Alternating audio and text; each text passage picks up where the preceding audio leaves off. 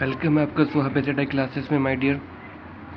चलिए, तो my dear, आज का शुभ विचार, आप हमेशा अपना समय खाली ना बिताइए। और ठीक है, अगर आप दौड़ नहीं सकते तो चलिए, और चल नहीं सकते ठीक है तो रेंगिए, पर कुछ ना कुछ ज़रूर करते रहिए माय डियर, क्योंकि समय खाली रहने के लिए नहीं, कुछ करने के लिए है। ठीक है, बिना फल की चिंता किए। तो थैंक यू माय डियर, और आगे बढ़ते हैं सवालों की ओर। ठीक है, तो एक कंपाउंड इंटरेस्ट पे आधारित प्रश्न है। ठीक है, तो जब हमारी छमाही का अर्थ क्या होता है माय डियर? 6 महीने, और तिमाही का अर्थ क्या होता है? 3 महीने। तो एक वर्ष में 6 महीने के कितने ग्रुप बनते हैं? 2 ग्रुप, और एक वर्ष में 3 महीने के कितने ग्रुप बनेंगे? 4 ग्रुप, यानी कि 4 भाग। तो इसलिए माय डियर, तिमाही की दर अगर आपके सवाल में दर दी गई है, और तिमाही की दर बनाने के लिए हमें क्या करना पड़ेगा? वार्षिक दर को 4 से भाग करना पड़ेगा, और समय का जो हमारा मान है उसमें कितने की गुना करनी पड़ेगी? 4 की। और इसी प्रकार माय डियर, छमाही की दर निकालने के लिए वार्षिक दर को कितने से भाग करनी पड़ेगी? 2 से। और समय की संख्या को किससे गुना करनी पड़ेगी? 2 से। तो माय डियर, आज इसके ऊपर सवाल देखते हैं। राम ने छमाही ब्याज पर रहीम को 800 रुपये 10% वार्षिक दर से 1/2 वार्षिक के वर्ष के लिए उधार दिए। तो अवधि के अंत में रहीम को कितना समय धन लौटाना पड़ेगा? तो माय डियर, तो आप देख सकते हो इसमें मूलधन कितना है आपका? 800, और इसमें बात की गई है सवाल के अंदर छमाही की, इसलिए माय डियर दर का क्या कर देंगे? आधा, और समय में कितने की गुना कर देंगे? 2 की। ठीक है माय डियर, तो आपका समय कितना था? यानी कि 1/2 का अर्थ कितना है? 3/2। तो अब 2 की मल्टीप्लाई करने पे समय कितना हो गया? 3। यानी कि माय डियर, अब आपको जो मैंने ट्रिक बता रखी है 3 वर्षों के लिए, तो 3:1 रेशो, तो उसमें आप क्या करेंगे? 800 का 5% निकालोगे, कितना है? 40, और फिर 40 का 5% निकालेंगे, कितना आएगा? 2। फिर 2 का 5% निकालेंगे, कितना आएगा?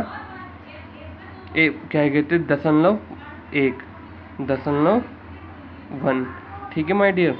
तो उसके बाद जो आपके मान निकले हैं, तो पहले वाले मान की गुना किस में कर देगी? 3 में।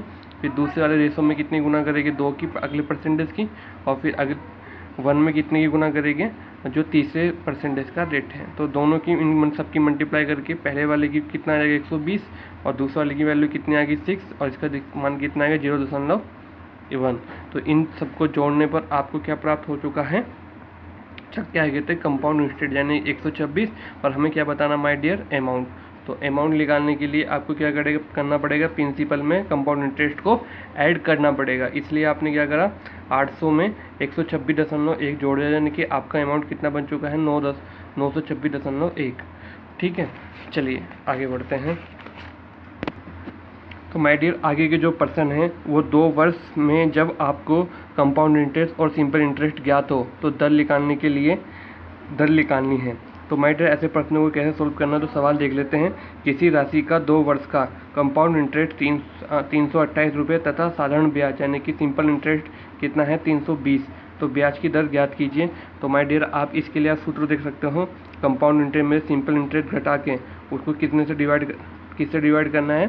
सिंपल इंटरेस्ट से। और आपको बस सूत्र के अंदर बात ध्यान रखनी कि हमें मल्टीप्लाई और 2 से और 100 से करना। 2 से गुना करने के बाद 100 की मल्टीप्लाई तो परसेंटेज के लिए की जाती है। तो इसी दौरान तो आप दर कैसे निकाल सकते हैं? यानी कि दोनों ब्याजों का अंतर कितना हुआ? 8, और आपको 2 की मल्टीप्लाई करके किसकी गुना करनी है? 100 की, और किससे डिवाइड करना है? Simple interest. यानी कि सिंपल इंटरेस्ट कितना सवाल के अंदर आपका? 320। तो इसके अकॉर्डिंग आपकी दर कितनी आ चुकी है? 5%। तो माय डियर, अगर आपको स्टेप बाय स्टेप यानी कि क्रमागत रूप से चक्रवृद्धि ब्याज ज्ञात है, तो आप तब दर कैसे निकालेंगे माय डियर? तो सेकंड वाले कंपाउंड इंटरेस्ट में से फर्स्ट वाला कंपाउंड इंटरेस्ट घटाने के बाद उसको किससे डिवाइड कर देंगे? फर्स्ट वाले कंपाउंड इंटरेस्ट, और मल्टीप्लाई किसकी कर देगी? 100 की। तो इस दौरान यानी कि अगर आपके सवाल में क्रमागत रूप से कंपाउंड इंटरेस्ट है तो आप दर निकाल सकते हैं। ठीक है, तो थैंक यू माय डियर, आज के लिए इतना ही। और आपका कंपाउंड इंटरेस्ट का आपका चैप्टर फिनिश होता है। अब हम अगला चैप्टर स्टार्ट करेंगे, एलिगेशन। Thank you.